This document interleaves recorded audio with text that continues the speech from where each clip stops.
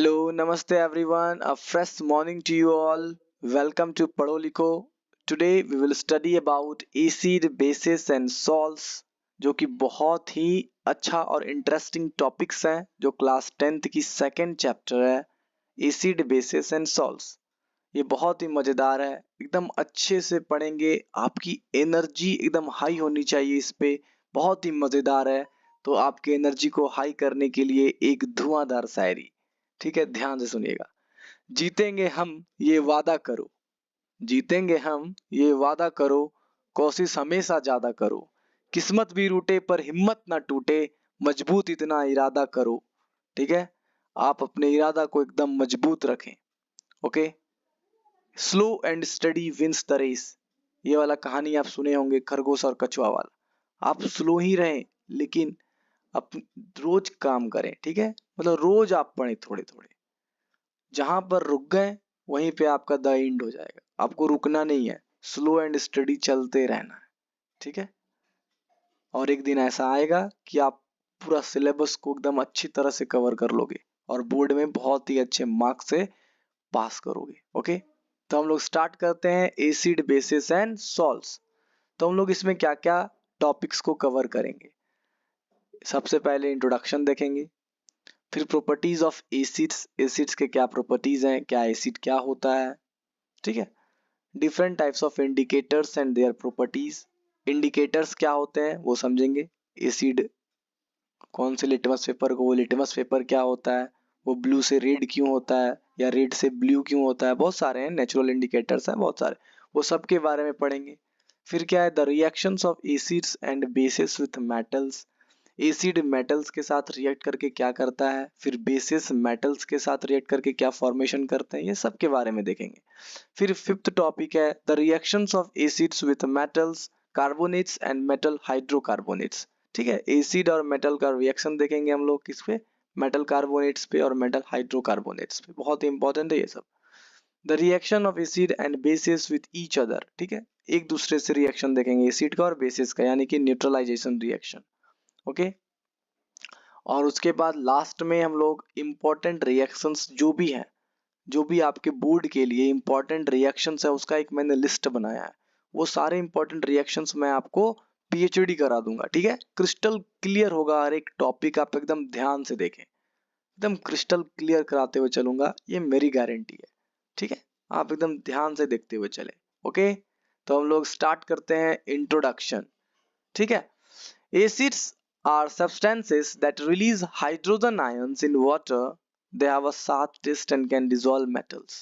ठीक है, अब यहाँ पे सिर्फ मैंने इंट्रोडक्शन बताया, मैं डेफिनेशन वगैरह नहीं बता रहा हूँ। ठीक, सिंपली मैं बताना चाह रहा हूँ आपको कि एसिड जो है वो क्या करता है, एक ऐसा सब्सटेंसेस है ना जो वाटर में अगर आप उसे डिसॉल्व करो तो वो H प्लस आयन को क्या करेगा, रिलीज करेगा, H प्लस आयन। मैं बताऊंगा ये क्या होता है, इसका क्या रीजन है होने का। ठीक है, मैं सब बताऊंगा धीरे धीरे, बस अभी आप इतना देखो।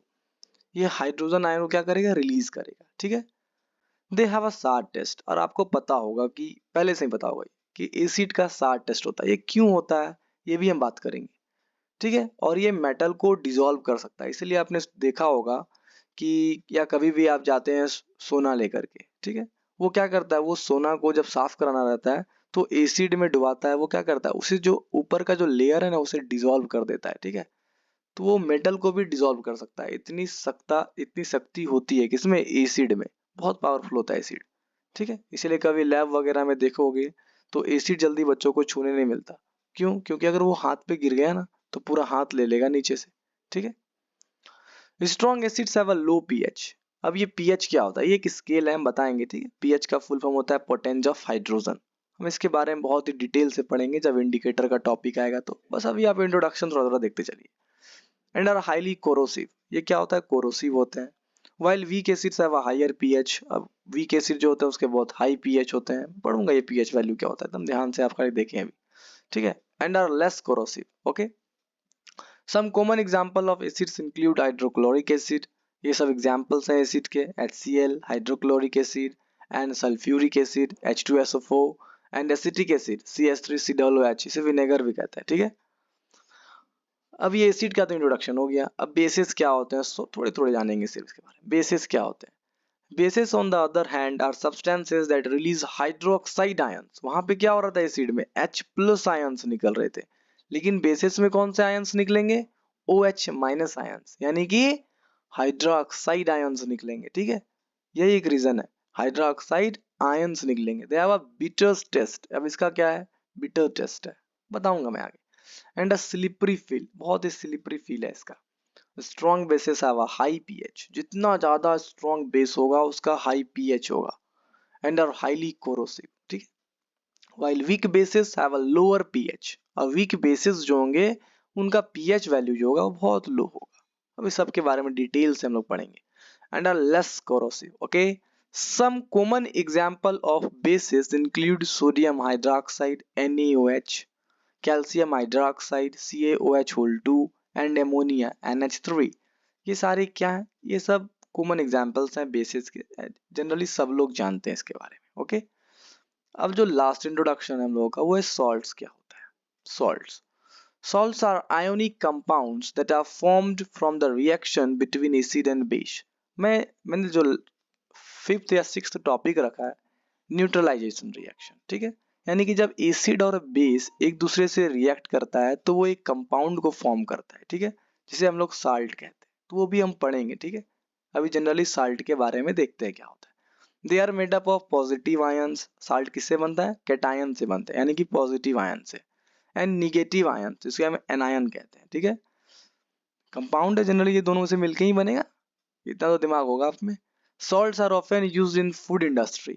हर जगह सॉल्ट का यूज होता है। अगर खाने में ना डालो सॉल्ट तो खाना फीका पड़ जाता है, चाहे आप कितना भी मसाला डाल ले उसमें, खाना फीका पड़ जाएगा अगर आप उसमें सॉल्ट नहीं डाल रहे हो तो। Such as sodium chloride. ठीक है, ये क्या है, ये टेबल सॉल्ट है, ये बहुत ही कॉमन सॉल्ट है। Okay, sodium chloride. And calcium sulphate, जिसे हम लोग जिप्सम कहते हैं। एंड सोडियम बाइकार्बोनेट, जिसे बेकिंग सोडा कहते हैं। ये सब नमक का ही कंपाउंड है। ठीक है, अब हम लोग आते हैं मेन चीज पे। अब हम लोग टॉपिक पे आ रहे हैं ना, मेन टॉपिक पे। अब हम लोग एसिड के बारे में डिटेल से पढ़ेंगे आज। एसिड क्या होता है, क्या करता है, ठीक है, ये सार क्यों होता है, ये सारे चीज हम पढ़ेंगे आज डिटेल से एसिड के बारे में। ठीक है, आप एकदम ध्यान से सुनेंगे, एनर्जी बस कम नहीं होनी चाहिए आपकी। और कमेंट जरूर करेंगे, कहीं पे भी दिक्कत हो तो कमेंट करना यार, मैं बिल्कुल उसे नेक्स्ट वीडियो में आपका डाउट को क्या करूंगा, क्लियर करूंगा। एकदम क्रिस्टल क्लियर होना चाहिए बस। अगर क्रिस्टल क्लियर नहीं हो रहा है इसमें मतलब मेरा गलती है। तो क्रिस्टल क्लियर होने के लिए आप भी कमेंट करेंगे कि कहाँ पे मैं मिस्टेक कर रहा हूँ, मैं उसे बहुत ही बेहतर ढंग से समझाने का प्रयास करूंगा नेक्स्ट वीडियो में। ठीक है, तो हम लोग पढ़ते हैं एसिड के बारे में। A substance which dissociates on dissolving in water to produce hydrogen ions। मैंने इंट्रोडक्शन में भी कह चुका हूँ कि एसिड जो होता है वो क्या होता है, वाटर में जैसे ही डिसॉल्व होगा वो क्या प्रोड्यूस करेगा, H प्लस आयंस प्रोड्यूस करेंगे। ये बहुत इंपॉर्टेंट है H प्लस आयंस। अभी किसी किसी बच्चे से पूछो तो एसिड वो बताने लगेगा, प्रॉपर्टीज बताने लगता है। एसिड सार होते हैं, एसिड वो होते हैं। ठीक है, एसिड से हाथ जल जाते हैं, वो एसिड का डेफिनेशन थोड़ी है। आप कैसे डिफाइन करोगे, substance which dissociates on solving on dissolving in water to produce hydrogen ions. जिसमें हाइड्रोजन आयंस निकले वाटर में डिसोसिएट करने से, उसे क्या कहेंगे हम लोग, उसे क्या कहेंगे, एसिड कहेंगे। ठीक है, एसिड क्या क्या होते हैं, HCl एसिड है, hydrochloric acid, sulphuric acid H2SO4, बहुत सारे एसिड्स हैं। ठीक है, तो एसिड क्या करता है, यहाँ पे मैंने एग्जांपल दिया, जैसे HCl वाटर में मैंने इसे क्या किया, मिक्स किया, तो ये क्या रिलीज कर रहा है, H प्लस आयन्स डिसोसिएट्स कर रहा है, H प्लस आयन को क्या कर रहा है, रिलीज कर रहा है। तो H प्लस आयन का रिलीज होना है क्या है, ये एसिड का एक इंडिकेशन है कि ये एसिड है। क्यों, क्योंकि ये H प्लस आयन्स को रिलीज कर रहा है। ठीक है, अब हम लोग इसका प्रॉपर्टीज देखेंगे, एसिड का क्या क्या प्रॉपर्टीज होते हैं। तो सबसे पहला प्रॉपर्टीज जो आप लोग बहुत ही पहले बोलते हैं, सबको ये लर्न है, सार टेस्ट होते हैं। क्या होते हैं, sour taste. Most acids have a sour taste, this is due to the presence of hydrogen ions. क्यों होता है, क्योंकि इसमें हाइड्रोजन आयंस होते हैं, यानी कि H प्लस आयंस प्रेजेंट होते हैं इसमें, इसीलिए ये सार होता है, इसीलिए खट्टा होता है। क्या करता है H प्लस आयंस, आप पढ़ोगे बायोलॉजी में। ठीक है, क्या पढ़ोगे कि जो हम लोग का टेस्ट बड है ना टंग में, वहां पे H प्लस आयंस जैसे ही जाता है तो सार टेस्ट का जो टेस्ट बड है वो एक्टिवेट हो जाता है। वो जैसे ही एक्टिवेट क्यों हुआ, क्योंकि वहां पे H प्लस आयंस गए, वो एक्टिवेट करने का काम करता है। ठीक है, तो टेस्ट बड एक्टिवेट हो जाता है, इसलिए हम लोग को फील क्या होता है, सार टेस्ट है ये। ठीक है, क्यों फील होता है, क्योंकि इसमें H प्लस आयंस प्रेजेंट है। ठीक है, which stimulate the sour taste receptors on the tongue. यहाँ तक समझ में आ रहा होगा आपको। दूसरा क्या है, ये कोरोसिव होता है। कोरोसिव क्या होता है, acids have the ability to corrode और dissolve certain metals as well as organic and inorganic materials. अब एसिड्स क्या होते हैं, कोरोसिव होते हैं, आपको ही पता है। ये क्या कर सकता है, ये कोरोड कर सकता है कोई भी मेटल को, या डिसॉल्व कर सकता है। ठीक है, या क्या कर सकता है, डिसॉल्व कर सकता है, उसे गला सकता है। ओके, कोई भी ऑर्गेनिक हो या इनऑर्गेनिक मटेरियल्स हो, डजेंट मैटर। तीसरा क्या है, इसका पीएच लेस देन 7 होगा। पीएच एक स्केल होता है, यानी कि इसका जो न्यूट्रल पॉइंट होता है ना स्केल का, वो 7 होता है। तो 7 से जो नीचे होंगे वो सारे एसिड्स होंगे, और 7 के बाद जो होंगे 14 तक ही होता है। ठीक है, 7 के बाद जो 14 तक होंगे वो क्या होंगे, वो बेसिस होंगे। यानी कि जैसे 7 से आगे की तरफ जाएगा बेसिस का क्या होगा, बेसिसिटी बढ़ती जाएगी, और जैसे 7 से नीचे की तरफ जाएगा एसिडिटी बढ़ती जाएगी। ठीक है, तो ये पीएच स्केल हम पढ़ेंगे बहुत ही अच्छे से, पीएच के बारे में पढ़ेंगे। अभी बस इतना समझे सिर्फ आप। ठीक है, पीएच क्या होता है, एसिड का लेस देन 7 होता है। Acids have a pH value less than 7 on the pH scale which is measure of the acidity or basicity of a substance. The lower the pH, the more acidic the substance. जितना कम pH value होगा उतना ज्यादा acidic substance होगा। ठीक है, चौथा ये क्या करता है, ये जो लिटमस पेपर होते हैं ये इंडिकेटर है, हम लिटमस पेपर के बारे में बताएंगे। ये क्या करता है, turns litmus paper red. Litmus paper को क्या करता है, रेड में कन्वर्ट कर देता है। ठीक है, यानी कि when an acid is placed on litmus paper it turns the paper red. Litmus paper को क्या करता है, रेड में कन्वर्ट कर देता है। ठीक है, ब्लू से रेड में कन्वर्ट कर देता है। ओके, तो ये भी क्या इंडिकेट करता है कि एसिड है। पांचवा, reacts with bases to form salts and water. और क्या करता है, एसिड बेस के साथ रिएक्ट करके सॉल्ट बनाता है और वाटर बनाता है, जिसे हम न्यूट्रलाइजेशन रिएक्शन कहते हैं। वो भी पढ़ेंगे आगे चल के। Acids and bases can react with each other in process known as neutralization. This results in the formation of a salt and water. यहाँ तक तो आपको पता होगा, इससे पहले भी आपने पढ़ा होगा। ठीक है, छठा क्या होता है, conducts electricity. Acids can conduct electricity when they are dissolved in water due to the presence of ions. आपको पता है कि एसिड्स में आयंस होते हैं, तो जैसे ही वाटर में ये डिसॉल्व होगा तो वहां पे क्या होगा, आयंस आ जाएंगे वाटर में। जैसे ही आयंस आएगा तो इलेक्ट्रिसिटी क्या हो जाएगा, उसमें फ्लो करने लगेगा। यानी कि जब एसिड वाटर के साथ मिक्स होता है तो वो क्या हो जाता है, गुड कंडक्टर ऑफ इलेक्ट्रिसिटी हो जाते हैं। यानी कि इलेक्ट्रिसिटी उसमें बहुत फास्ट मूव करने लगता है। क्यों, due to the presence of ions. Okay, और सातवां जो लास्ट पॉइंट मैंने लिखा है, can act as a catalyst. और ये कैटालिस्ट का भी काम करता है। कैसे करता है, certain acid can act as a catalyst in a chemical reaction which means they can speed up the reaction without being consumed in the process. यानी कैटालिस्ट आपको पता होना चाहिए क्या होता है।